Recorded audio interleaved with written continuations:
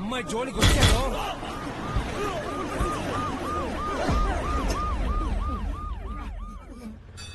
గుడి పూజారి, school teacher, panipuri అని మీరు కొట్టొస్తున్నారు. పన్నీర్ అన్నేమో నన్ను సరెండర్ అవ్వమంటున్నాడు. పోలీసులు ఏమో నా వీపు విమానం మొత్తం మోగిస్తున్నారు. విమానం మొత్తం నువ్వు పోలీసులకు దొరికి చూడు, కారు, బస్సు, రైలు అన్ని మోగుతాయి. మనూరు పోలీసులైనా కాస్త తాజా చేస్తే వదిలేస్తారు. బోర్డర్ పోలీసులకు దొరికి చూడండి, అప్పుడు తెలుస్తుంది. వీపు మీద మసాలా నూరి పులిసెట్టేస్తారు. వీడొకడు ఎవరో తెలియని అమ్మాయి కోసం రొమ్మిరుచుకుంటూ వెళ్లి 10 మందిని కొట్టి లోపల కూర్చున్నాడు. దెబ్బలు తిన్న ఆ 10 మంది నన్ను చుట్టుముడతారు. రత్నం అని ఒకరిని అరెస్ట్ చేసి తీసుకొచ్చారు కదా, ఆయన కలవాలి. ఆ చిలక ఇదేనమాట. నీకు నాకు ఏదైనా సంబంధం ఉందా? నీకోసం నన్ను లోపలికి వెళ్ళమంటావా? నా కోసం మీరెందుకు? మరే ఆడు కొట్టేసి పోతాడు. నీకోసం నేను కోర్టు, కేసు, జైలు చెప్పకూడదు తింటూ కూర్చోవాలా? అర్థం కాలేదు. ఒక్క గారిస్తే కుక్క బొడ్డు చుట్టూ ఇంజక్షన్ వేస్తాం, మన బొడ్డు చుట్టగా వేయించుకుంటాం. దెయ్యం పడితే వేపకతో దెయ్యాన్న కొడతాం, మన ఎత్తనేగా కొట్టుకుంటాం. అలాగే వాడు ఏం చేసినా సరే నేనే ఊరుకోరా మా కాసేపు వెయిట్ చేయమ్మా, రత్నం వచ్చేస్తాడు. చెప్పండి. ఏంటి బాబాయ్ వాళ్ళు ఏమంటున్నారు? ఏంటి రత్నం, ఎంత కొట్టినా మాకేం తెలీదు అంటున్నారు. నీకోసం 2 అమ్మాయిలు వచ్చారు. అమ్మాయి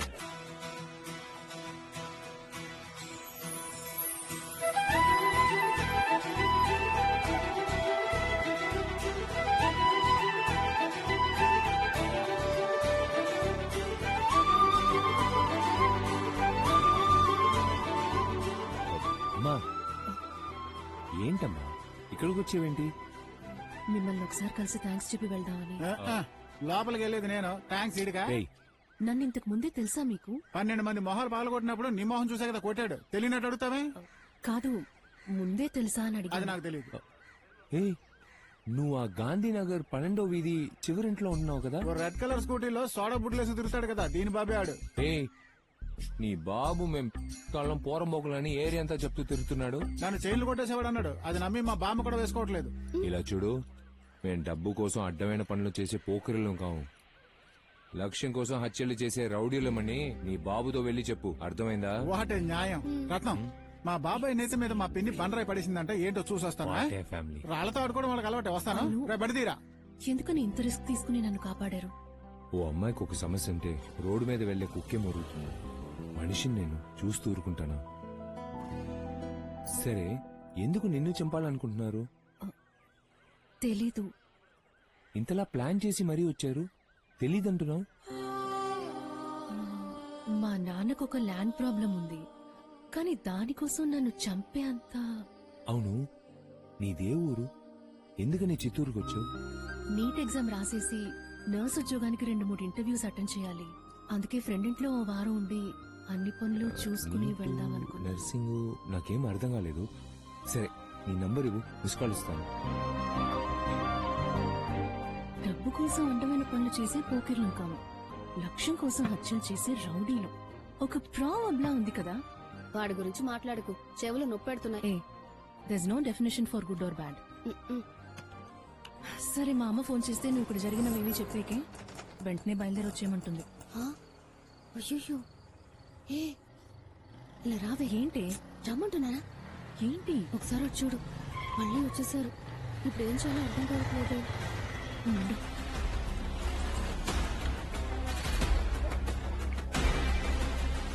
చెప్పమ్మా, ఇంకా పడుకోలేదా? ఎక్కడున్నారు? నా ఇంటి ముందు ఎవరో 10 మంది వచ్చి నుంచున్నారు. చూడడానికి రౌడీల్లా ఉన్నారు. బయట ఓ బ్లూ కలర్ ఆటో ఉందా? అవును. ఆటోలోంచి కాలు బయట పెట్టారా? అవును. అది నా కాలే. నువ్వు ఫోన్ పెట్టేసి ప్రశాంతంగా వెళ్లి పడుకో. మీరెందుకు ఇక్కడికి వచ్చారు? పొద్దున్న కాలేజ్ ముందు నిన్ను చుట్టుముట్టారు కదా, మళ్ళీ వస్తే అందుకే నువ్వు ఊరు వెళ్లే వరకు మేం నీ వెనకే ఉంటాం. నువ్వు దేనికి భయపడకు, వెళ్ళి పడుకో.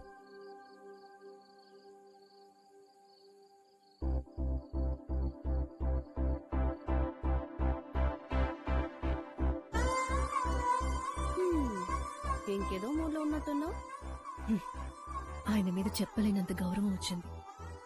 ఇంత చెడ్డ పేరుతో ఒక మంచోడు ఉంటాడని ఆశ్చర్యంగా. అంతా ఓకే కదా? వాటర్ బాటిల్ ఉందా? లేదు, పర్వాలేదు.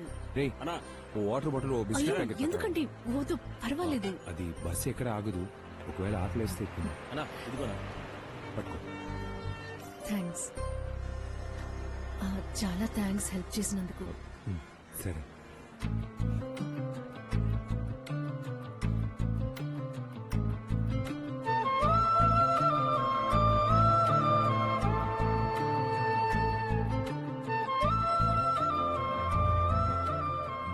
నీ పేరేంటమ్మా? నా పేరు తెలీదా మీకు? తెలీదు. మల్లిక. సరే.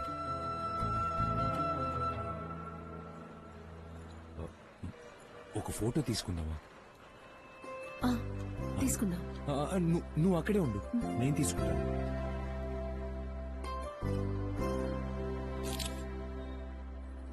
థ్యాంక్స్ అమ్మా.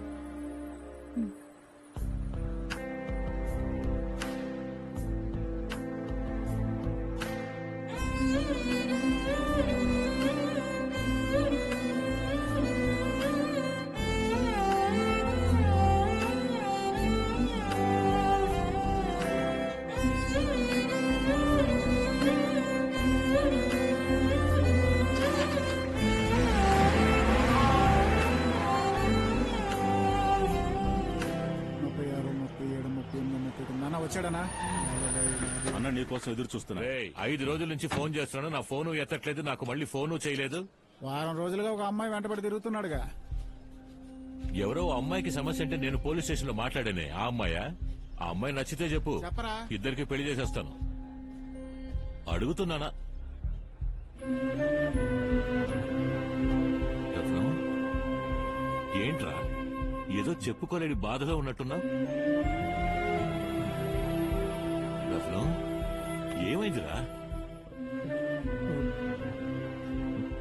నేను ఒకసారి కౌగిలించుకోనా? ఏంట్రా?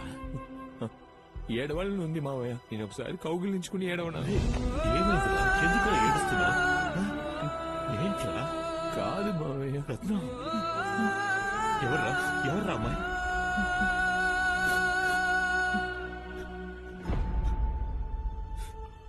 హేయ్! హేయ్! ఎలారా? ఎవర్రా తను?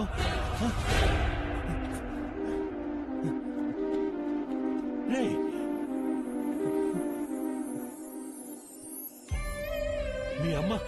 మీ అమ్మ రంగనాయకిలాగే ఉందిరా.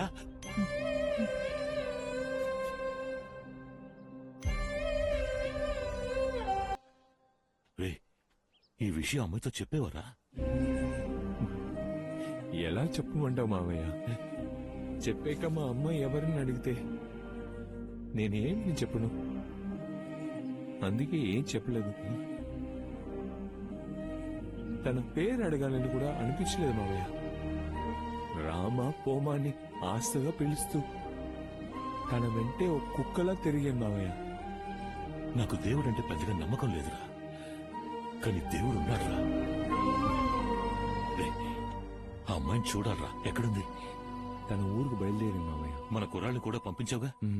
ఒంటరిగా వెళ్ళి. రేయ్, బుద్ధి లేదా నీకు? నువ్వు తన చుట్టూ కుక్కలా తిరిగినప్పుడు ఆ కుక్కలు నీ చుట్టూ తిరుగుంటాయి. ఇప్పుడు ఈ కుక్క వచ్చేస్తే ఆ కుక్కలు వెళ్ళి తనని కలుస్తాయిగా. అదే కదా లాజిక్. ఎన్నింటికి బస్సు? 5 గంటలకి. కొండపల్లి ఇంకా దాటుండదు. వెళ్ళి పికప్ చేసుకుని ఇంట్లో దించరా. వెళ్ళు, వెళ్ళు. వెళ్ళరా. త్వరగా వెళ్ళి రత్నం.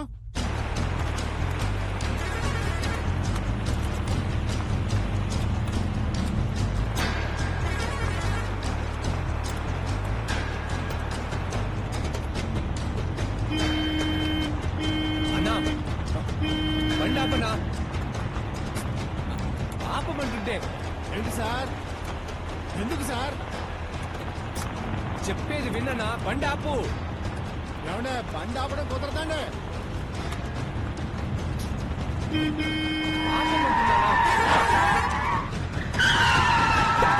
సార్, అడ్డంగా వచ్చి ఆపుతారే సార్? ఎందుకు సార్ బండి ఆపారు? ఒకరిని బండిలోంచి దించాలి. ఉండనా?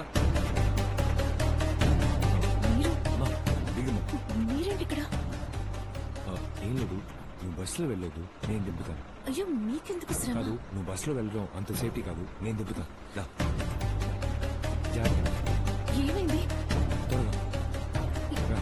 ఏదైనా ప్రాబ్లమా? అదేం లేదు, అన్నీ వచ్చేసాయి. ఎవరు వీళ్ళ- నువ్వు బండి ఎక్కు.